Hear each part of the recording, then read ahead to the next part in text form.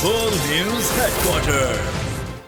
अस्सलाम वालेकुम। बोल न्यूज हेडक्वार्टर्स में खुशामदीद। मैं हूं फराज अहमद और मैं हूं महाविश निसार। हेडलाइंस आपने मुलाहिजा की, बुलेटिन में बात होगी। कितने इस्राएली हलाक, मगरिब की मुनाफिकत, इंपोर्टेड लीडर कौन, जमात इस्लामी का मुतालबा क्या, और कैंगरूज बने भीगी बिल्ली। इसराइल पर 50 साल बाद बड़ा हमला। अल-अक्सा तूफान की 2 रोज से जारी कार्रवाई में 700 से जायद इसराइली हलाक और 2200 जख्मी हुए। इसराइली फिजाइया के हमलों में 400 फलस्तीनी शहीद और 2000 जख्मी हुए हैं। हमास के हाथों दर्जनों इसराइली शहरी यरगमाल हैं। गजा और मगरबी किनारे समेत तेल अवीव के बड़े इलाके में इसराइली फजाइये की वहशियाना बमबारी जारी है। गजा में कई इमारत मलबे का ढेर बन गई। गजा की बिजली बंद कर दी गई है। कई इलाकों में मसाजिद को भी निशाना बनाया गया है। ताहाल गजा के हर हिस्से से धुआं उठता दिखाई दे रहा है। इसराइली वज़ीर आज़म की गजा को 24 घंटों में खाली करने की धमकी के बावजूद फ़लस्तीनी बाशिंदे गजा में मौजूद हैं। इसराइल फ़िज़ाइया के हमलों में होने वाले ज़ख्मियों को अस्पताल में मुंतकिल किया जा रहा है। अब तक 200 से ज़ायद फ़लस्तीनियों की लाशें मुंतकिल की गई हैं, जबकि हज़ारों ज़ख्मियों को इब्तदाई तिब्बी इमदाद दी जा रही है। गजा की बिजली बंद होने के बाद मरीजों के ऑपरेशन मुअत्तल हो गए हैं, जिससे हलाकतों का खदशा ज़ाहिर किया जा रहा है। गजा की वज़ारत सेहत ने खून की एहतियात देने की अपील की है।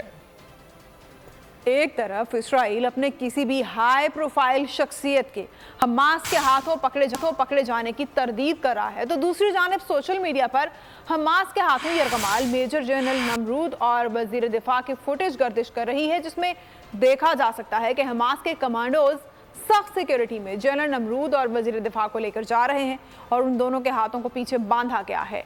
मेजर जनरल नमरूद अलूनी हमास के खिलाफ कार्रवाइयां करने वाले फौजी ग्रुप के सरबराह हैं। लबनानी सरहद से भी इसराइल के खिलाफ महाज खुल गया। सरहद पार से इसराइली इलाकों पर रॉकेट बरसाए गए। हिजबुल्लाह ने कहा है कि इसके एक यूनिट ने 3 इसराइली फौजी चौकियों पर हमला किया।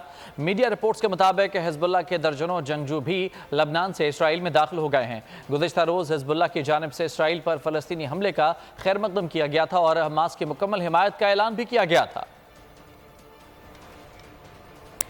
इसराइल के रुकन पार्लियामेंट ऑफर कैसफ ने इसराइली हुकूमत को आईना दिखा दिया।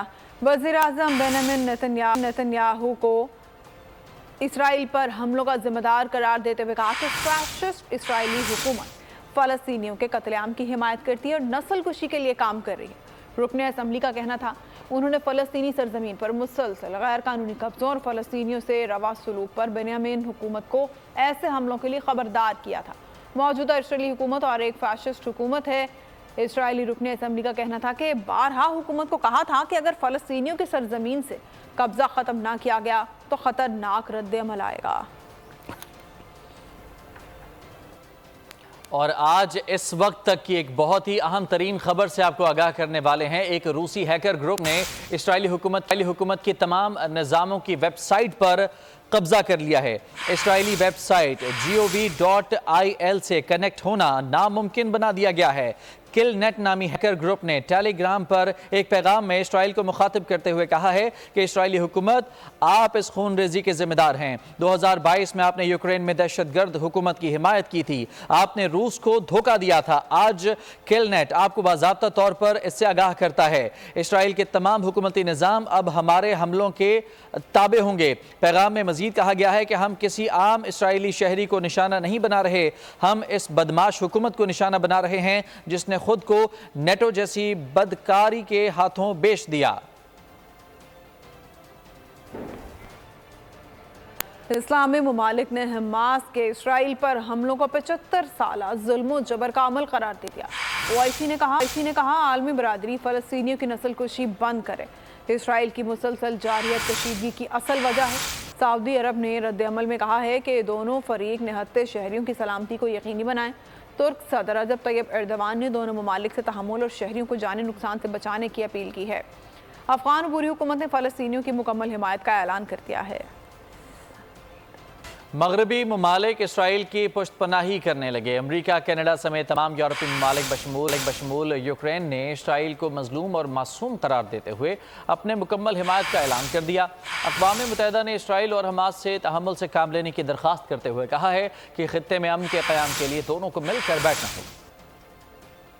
پاکستان کا مشرق وسطی کی صورتحال پر اظہار تشویش۔ صدر عارف الوی نے مزید خون ریزی روکنے کے لیے تحمل کا مظاہرہ کرنے پر زور دیا۔ نگران وزیراعظم انوار الحق کاکڑ نے کہا کہ مشرق وسطی کے مسئلے کا حل خود مختار فلسطین میں پوشیدہ ہے۔ جنگ میں اسرائیلی بچوں اور خواتین کا خیال رکھیں، انسانی حقوق کا احترام کریں۔ JUIFA کے سربراہ مولانا فضل الرحمان کا بیان۔ جمعے کو فلسطین کے حق میں یوم یکجہتی منانے کا اعلان۔ کہا حماس کا اسرائیل پر حملہ تاریخی کامیابی ہے، دنیا سمجھ رہی تھی کہ مسئلہ فلسطین دفن ہو چکا ہے۔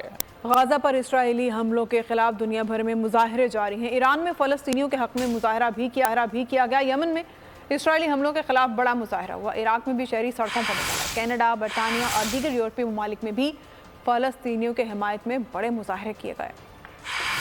مصر کے سیاحتی مقام اسکندریہ میں پولیس اہلکار کی فائرنگ سے 2 اسرائیلی سیاح اور ایک مصری گائیڈ ہلاک ہو گیا۔ فائرنگ کا یہ واقعہ میں پومپی کے استون کے مقام پر پیش آیا، جہاں ایک پولیس اہلکار نے اسرائیلی سیاحوں کے گروپ پر فائرنگ کر دی، جس میں 2 اسرائیلی ہلاک اور ایک مصری زخمی ہوا۔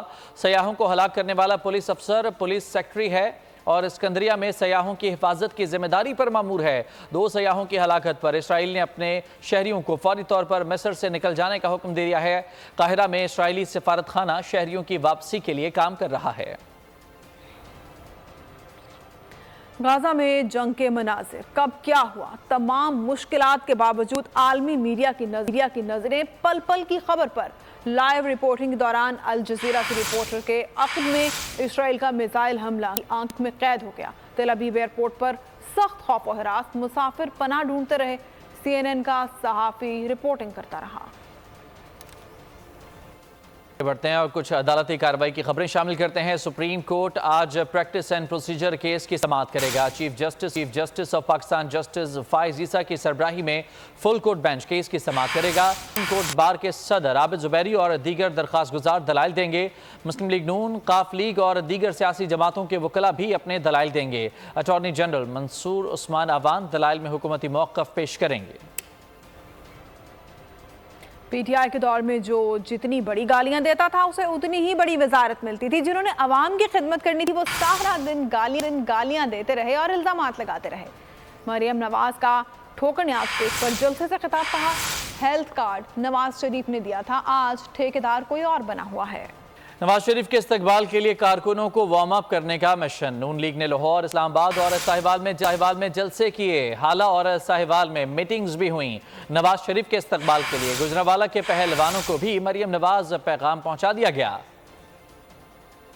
قائد مسلم لیگ نواز شریف نے کہا ہے کہ عوام ملک کی ترقی اور خوشحالی میں رکاوٹ بننے والوں کو کبھی معاف نہیں کریں گے۔ لندن میں وفد سے گفتگو کرتے ہوئے انہوں نے کہا کہ عوام ووٹ کی طاقت سے ان کے مینڈیٹ کے خلاف جانے والوں کا احتساب کریں گے۔ ترقی کا سفر وہ ہوگا جہاں سے ختم کیا گیا تھا۔ انہوں نے کہا پاکستان کو معاشی میدان میں مستحکم کرنے کے لیے سب کو اپنا کردار ادا کرنا ہوگا۔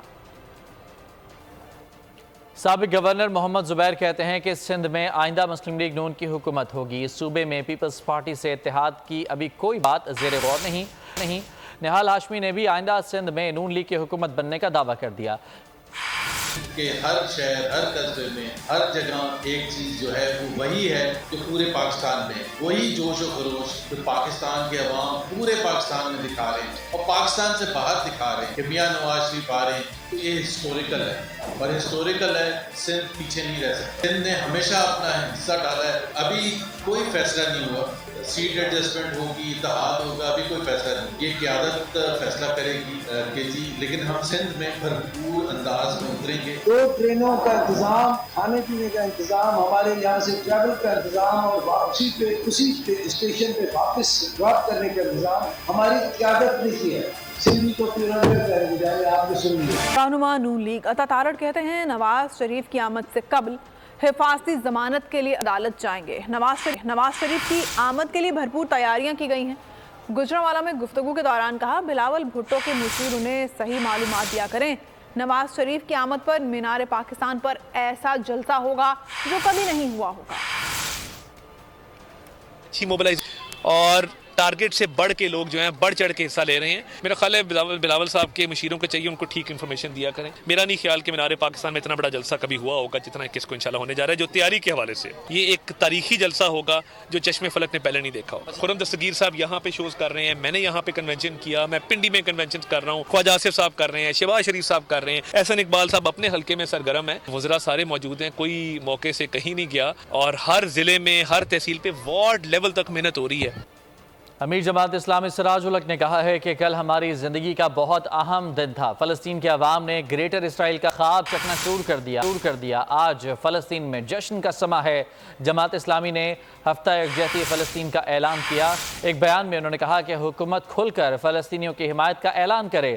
فلسطین کا پرچم اسلام کی سربلندی کا پرچم ہے۔ کا بل ادا کرنا مشکل، پانی کا بل ادا کرنا مشکل، گیس کا بل ادا کرنا مشکل، یہی حکومت کا کارنامہ ہے۔ انہوں نے آپ کے معیشت کو تباہ کیا۔ جماعت اسلامی نے طے کیا تھا کہ ہم دھرنا دیں گے اور 3 دن کے لیے دھرنا دیں گے۔ امیر جماعت اسلامی حافظ نعیم کہتے ہیں کہ جو بھی غاصب بنے گا اس کے خلاف جہاد کریں گے۔ کراچی میں عوام مہنگائی کی آگ میں جھلس رہے ہیں۔ مہنگائی کے خلاف سارے گورنر ہاؤسز کے باہر دھرنے دیں گے۔ کراچی میں گورنر ہاؤس کے باہر دھرنے کے شرکاء سے خطاب میں کہا اس وقت جو حکمران طبقہ ہم پر مسلط ہے وہ 76 سال سے حکومت کر رہا ہے۔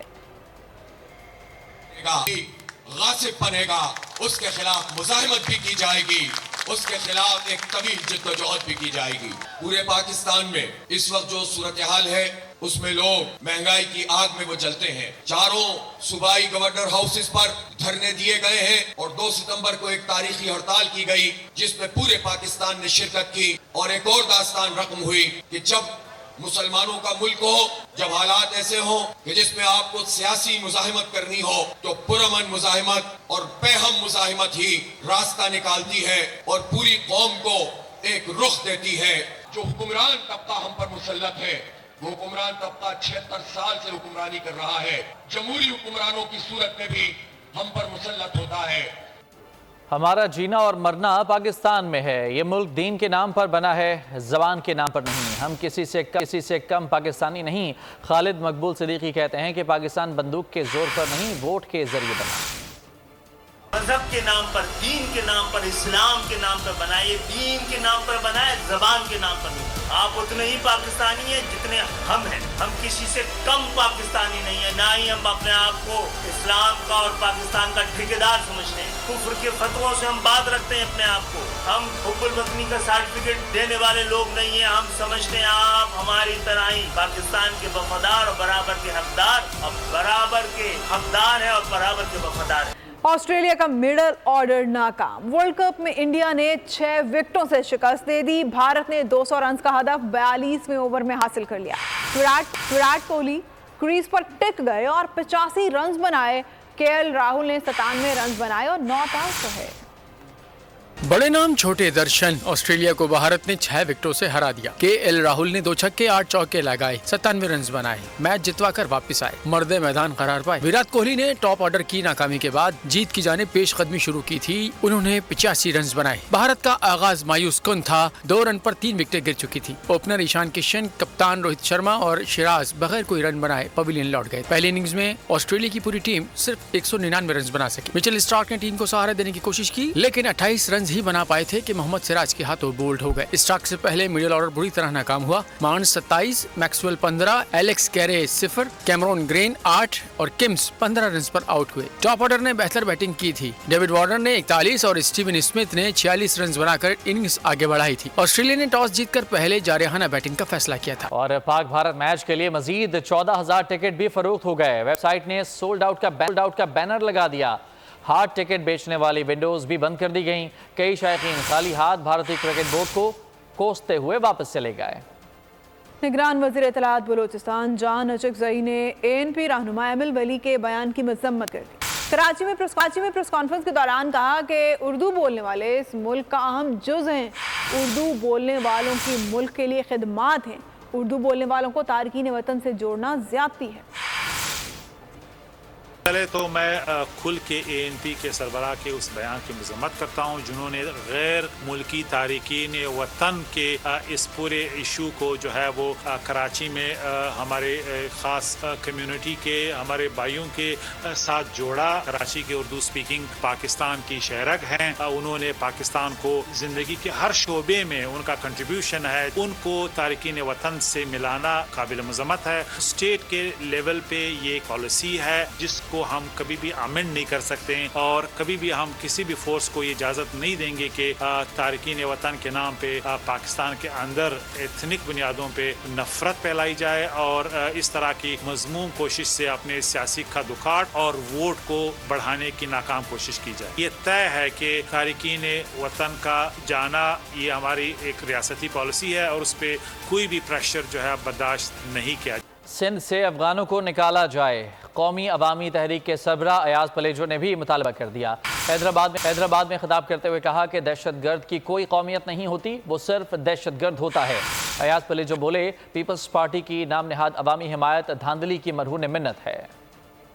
وفاقی نگران حکومت نے زبردست فیصلہ کیا ہے کہ الیگل امیگرنٹس کو ملک سے نکالو. الیگل امیگرنٹ افغان ہو, بھارتی ہو, ایرانی ہو, بنگالی ہو. قومی عوامی تحریک اور یہ لوگوں کا سمندر مطالبہ کرتا ہے کہ پاکستان کی معیشت کو بچانے کے لیے, پاکستان کے امن کو بچانے کے لیے الیگل امیگرنٹس کو پاکستان سے نکال باہر کیا جائے. جو کرپٹ ہے, یہ حکومت کس کی ہے 15 سال سے؟ سندھیوں کی. ہم تو اس کے خلاف لڑ رہے ہیں. جب الیکشن ہوتے ہیں تو باہر آپ پہرا دے رہے ہوتے ہیں اور اندر پیپلز پارٹی جھوٹے ٹھپے لگا رہی ہوتی ہے, دھاندلی کر رہی ہوتی ہے, ووٹوں کو خرید و فروخت کر رہی ہوتی ہے اور آپ باہر بندوق لے کے کھڑے ہوتے ہیں. ہم نہیں سمجھتے. امریکہ پاکستان میں مقیم غیر قانونی تارکین وطن کے خلاف کارروائی 1 نومبر سے شروع ہوگی. فی الحال ان کے خلاف کوئی کارروائی نہیں کی جا رہی. اس حوالے سے خبروں میں کوئی صداقت نہیں ہے.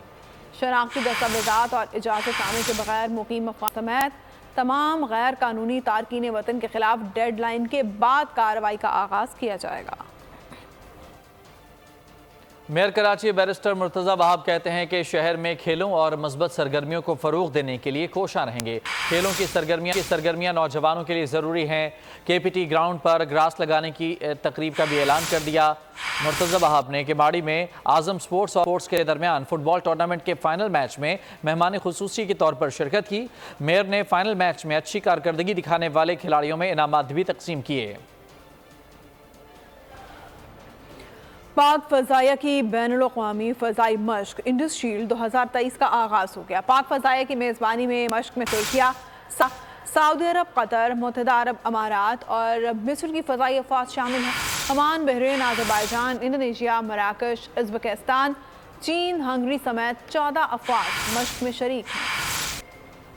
پاک فضائیہ کی 14ویں بین الاقوامی فضائی مشق انڈس شیلڈ 2023 کا آغاز ہو گیا. مشق میں air vice marshal Tariq Mahmood Ghazi, air officer commanding central air command نے مہمان خصوصی کی حیثیت میں شرکت کی. ترجمان پاک فضائیہ کے مطابق air vice marshal Tariq Mahmood Ghazi نے مشق کے انعقاد کی تعریف کرتے ہوئے اسے وقت کی ضرورت قرار دیا. Air vice marshal Tariq Mahmood Ghazi کا کہنا تھا مشق میں حصہ لینے والی فضائی افواج اور اتحادیوں کے مابین تعاون کو فروغ ملے گا. پاک فضائیہ کے لیے ٹیکنالوجی کے فروغ اور صلاحیتوں کو جدت سے ہمکنار کرنے میں مدد ملے گی. ایئر افسر کمانڈنگ سینٹرل ایئر کمانڈ کے مطابق فضائی دفاع کے مشترکہ چیلنجز سے مؤثر انداز میں نمٹا جا سکے گا. مشق میں ترکیہ, سعودی عرب, قطر, متحدہ عرب امارات اور مصر کی فضائی افواج شامل ہیں. عمان, بحرین, آذربائیجان, انڈونیشیا, مراکش, ازبکستان, چین, ہنگری سمیت 14 ممالک کی افواج بھی مشق میں شریک ہیں. دنیا کے بلند ترین سرد صحرا سفارنگا میں جاری کولڈ ڈیزرٹ ریلی اختتام پذیر ہو گئی. ماہر ریسرز نے خوب گاڑیاں دوڑائیں.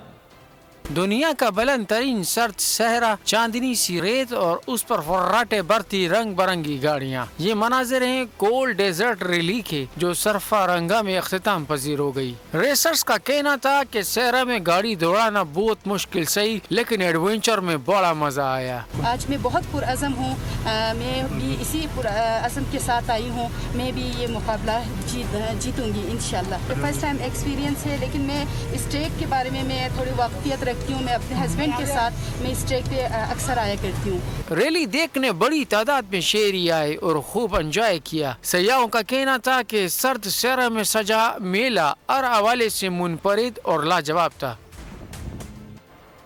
समाजी बुराइयों पर तवज्जो और उनके खात्मे की कितनी ज़रूरत है, कोर्ट डीजी में इसी मौजू पर स्टेज ड्रामा पेश किया गया। रिपोर्ट कर रहे हैं गुलाम अल्लाह। इसके साथ ही बोल न्यूज़ हेडक्वार्टर से अब तक के लिए इतना ही। ब्रेक के बाद हाजिर होंगे हेडलाइंस के साथ। किसी भी खबर की तफसील के लिए विजिट कीजिए bolnews.com और देखते रहिए बोल न्यूज़।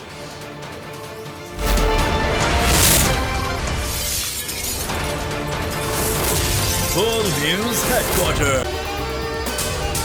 अगर आपको ये वीडियो पसंद आई है तो हमारे चैनल को सब्सक्राइब करें और बेल आइकन को प्रेस करें।